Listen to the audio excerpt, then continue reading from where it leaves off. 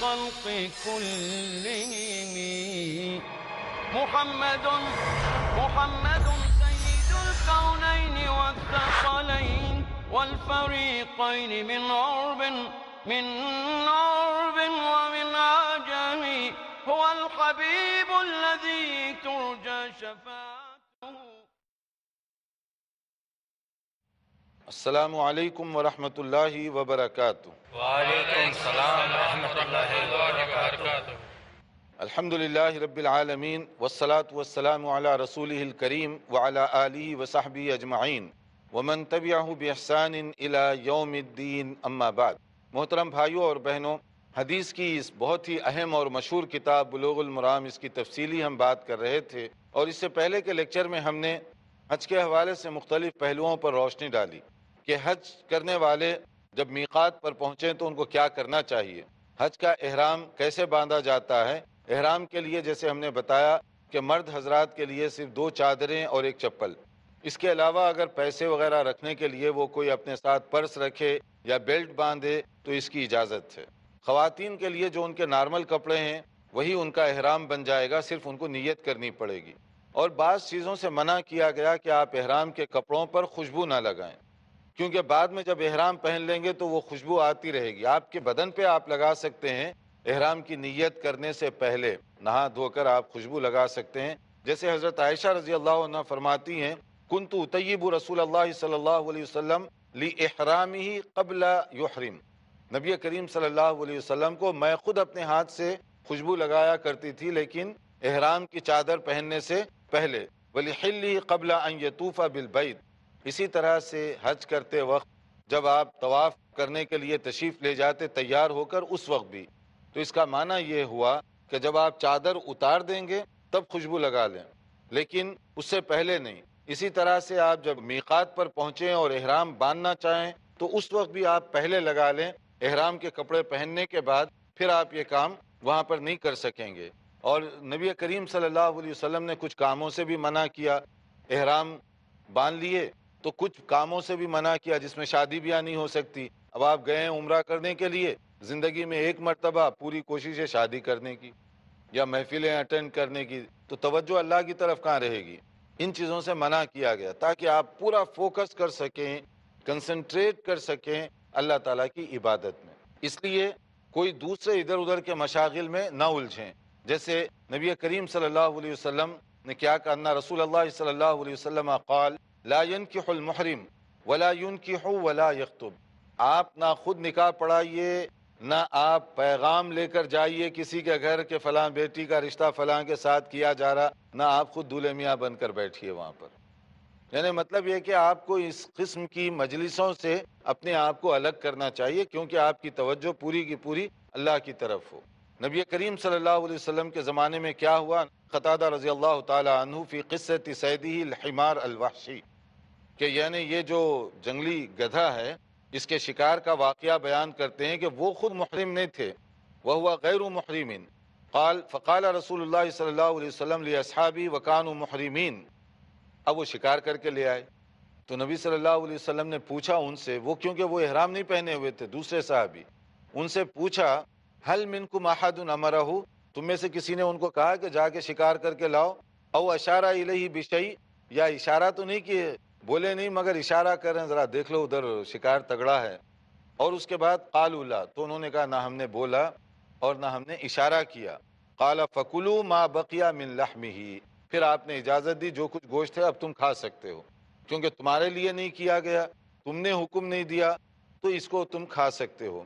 مطلب یہ ہے کہ احرام کی حالت میں آپ کوئی ادھر ادھر شکار اکار کرتے نہ پھریں، آپ سیدھے راستہ طے کر کے وہاں سے آ جائیں۔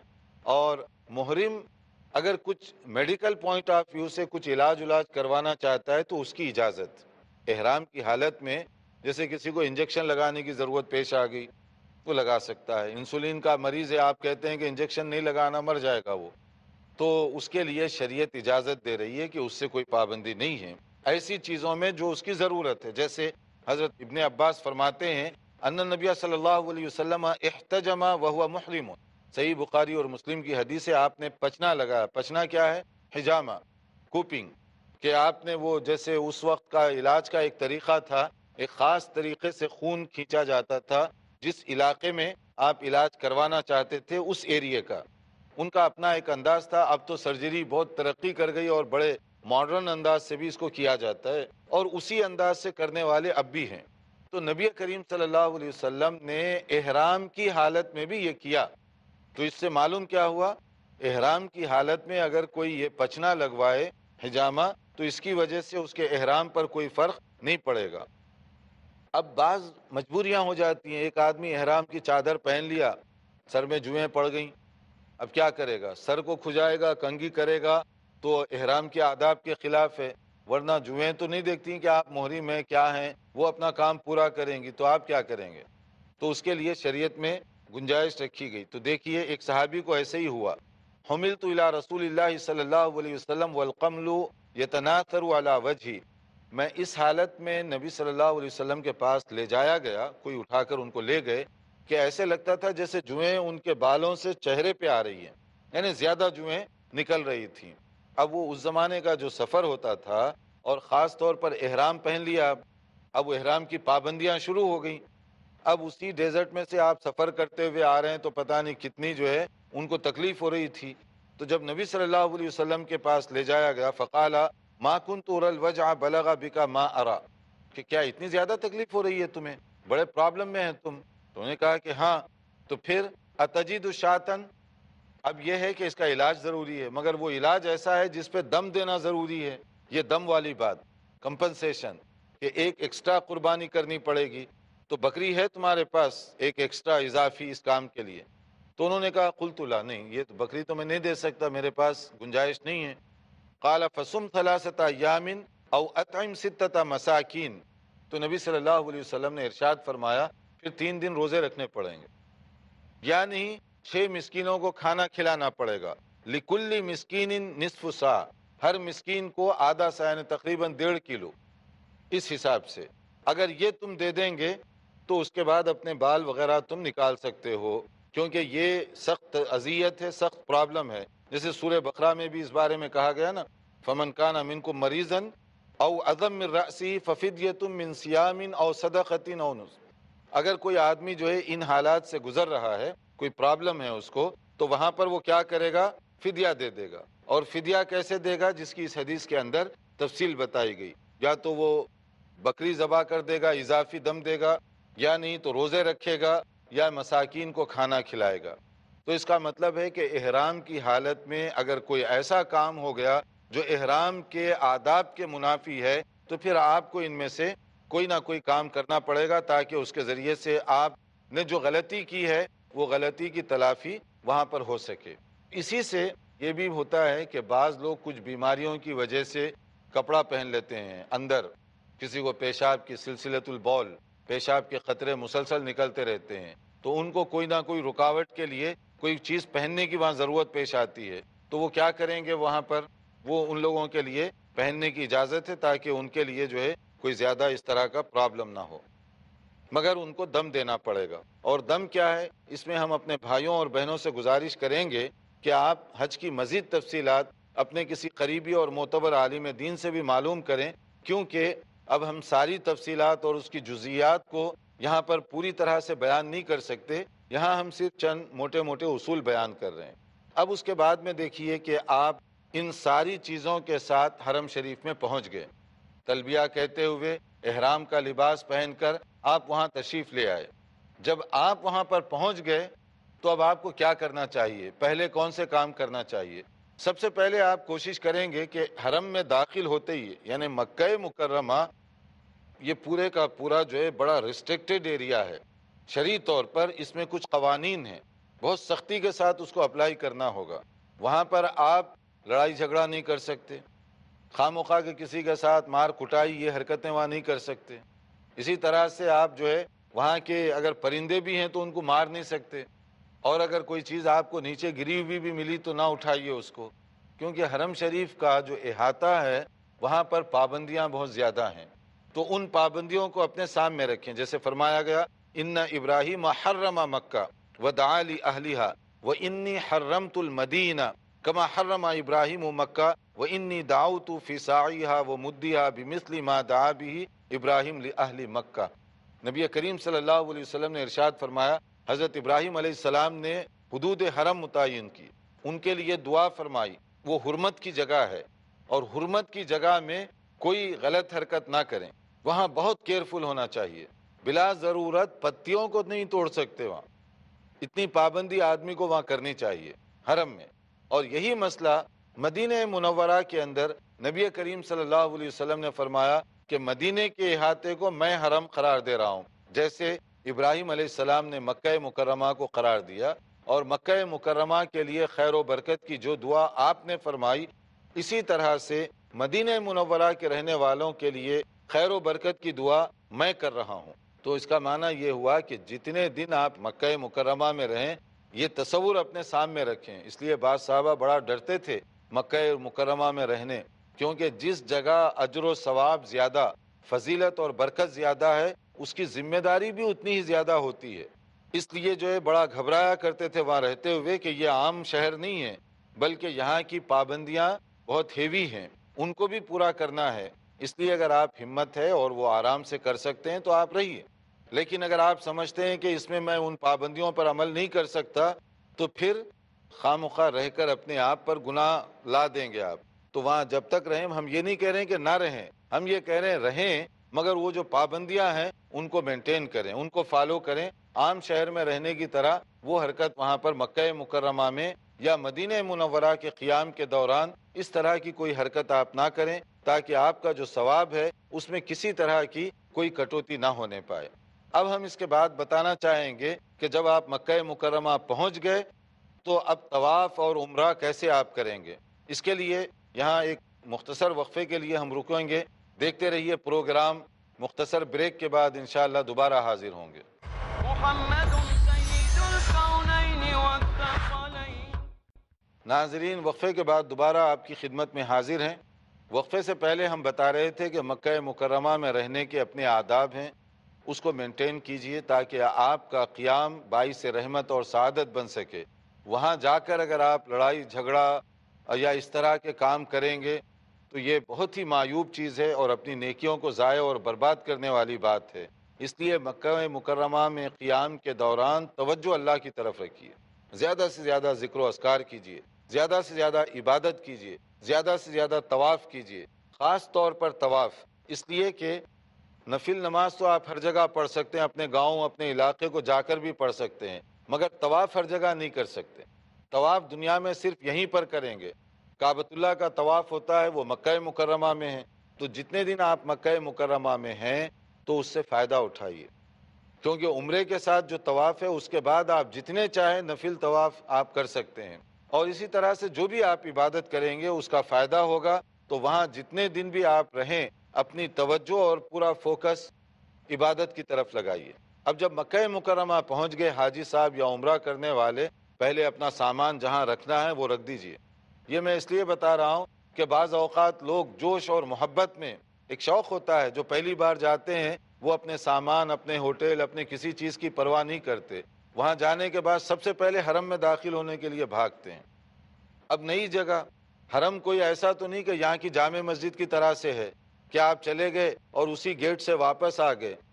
اب جس جگہ پر 100 سے زیادہ گیٹ ہوں گے نمبر لگے ہوئے، تو آپ کہاں سے گئے تھے، کہاں نکلیں گے پھر؟ اب جب نکلیں گے تو کہاں پہنچیں گے؟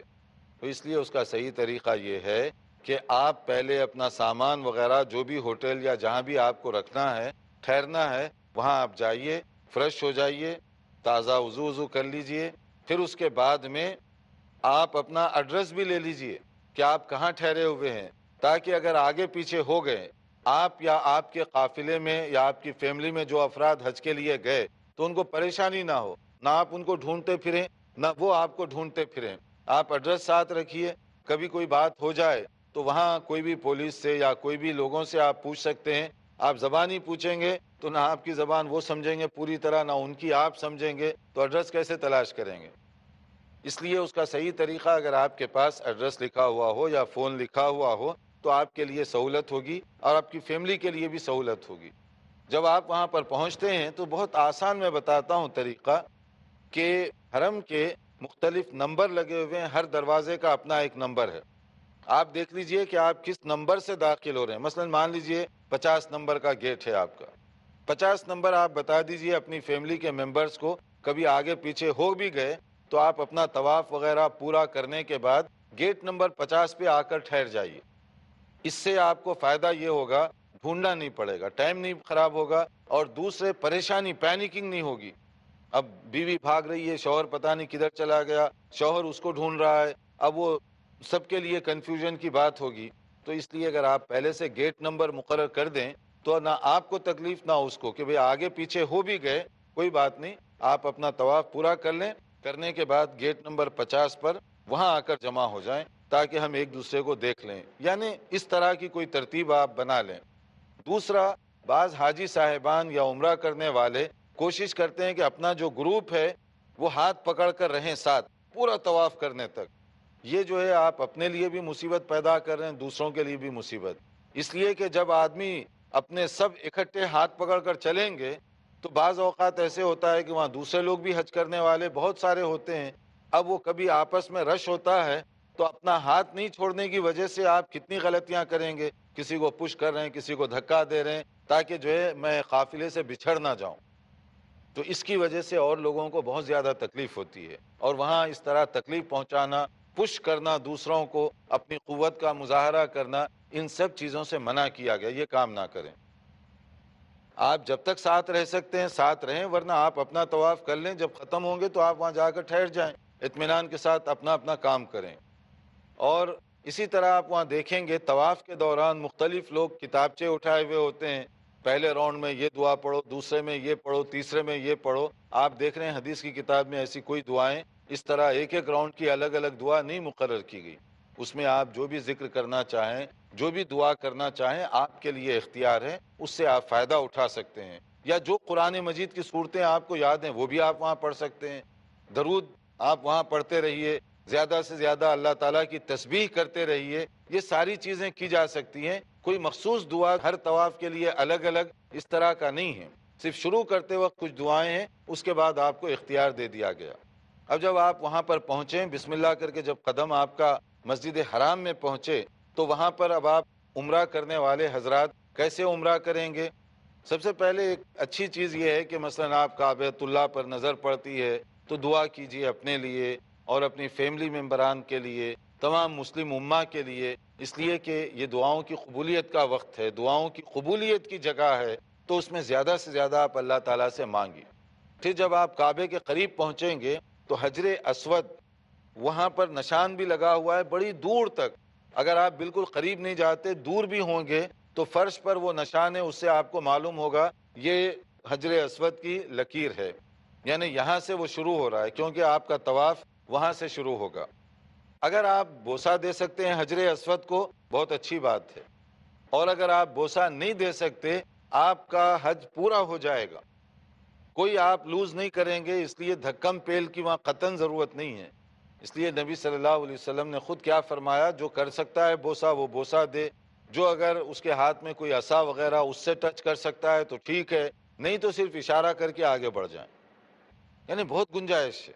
ورنہ وہاں پر ایک دوسرے کے لیے دھکم پیل کر کے آپ اپنے لیے مصیبت، دوسروں کے لیے مصیبت کریں گے.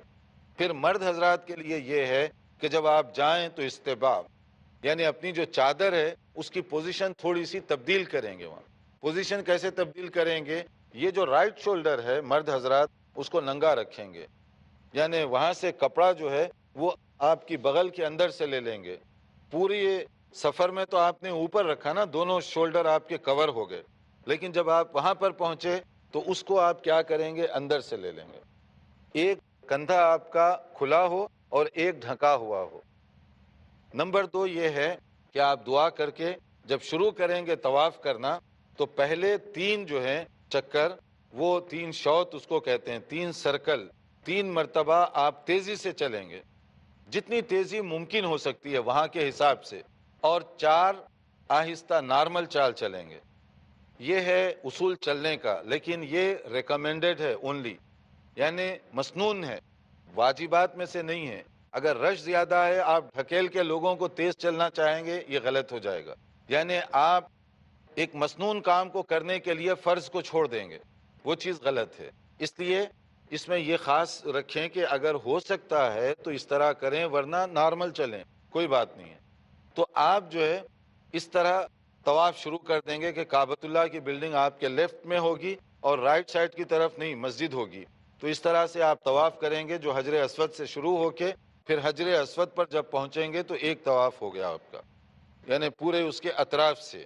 اب اس دوران آپ تسبیحات پڑھیں، اس دوران آپ اللہ کو زیادہ سے زیادہ یاد کریں، زیادہ سے زیادہ اللہ کی طرف توجہ رکھیں، اور پھر اس کے بعد رکن یمانی اور حجر اسود کے قریب جب پہنچیں گے وہاں ایک دعا ہے جو بہت ہی اس کو زیادہ پسند کیا گیا، وہ ہے ربنا آتینا فی الدنیا حسنۃ وفی الآخرۃ حسنۃ وقنا عذاب النار، کہ یا اللہ دنیا اور آخرت کی بھلائی مجھے دے دے اور جہنم کے عذاب سے مجھے بچا لے۔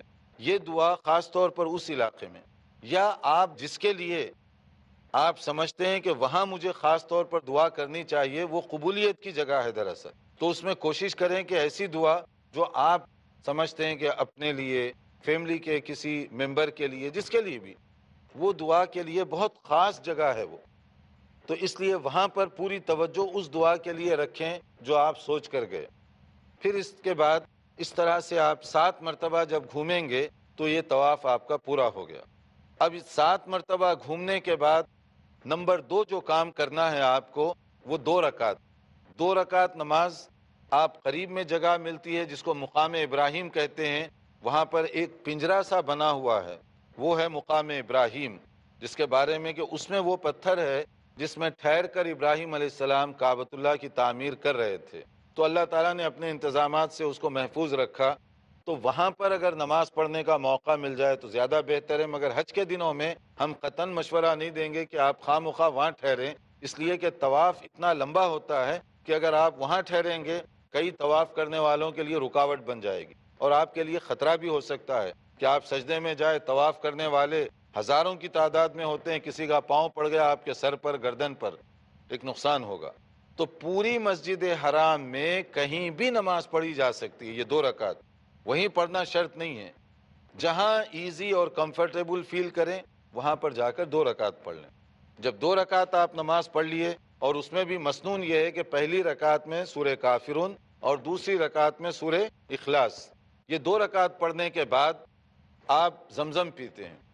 زمزم کے بارے میں یہ ہے کہ آج کل تو اس کا بڑا اچھا انتظام کیا ہوا ہے، تو آپ کو کنویں کے پاس جانے کا نہ موقع ہے نہ ضرورت ہے، وہ جہاں بھی وہاں پانی رکھا ہوا ہے وہ زمزم ہے، تو آپ وہ زمزم کا پانی دعا کر کے پئیں، اس لیے کہ حدیث میں آتا ہے ماء زمزم لما شرب لہ، زمزم کا پانی جس ارادے اور نیت سے پئیں گے اللہ تعالیٰ اس کو پورا فرمائے گا، تو یہ خیر و برکت کا ایک ذریعہ ہے۔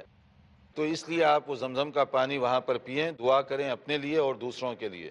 یہ سمجھیے کہ اب آدھا کام ہوا، اس کے بعد باقی جو رہتا ہے وہ صفا اور مروہ کے درمیان سعی۔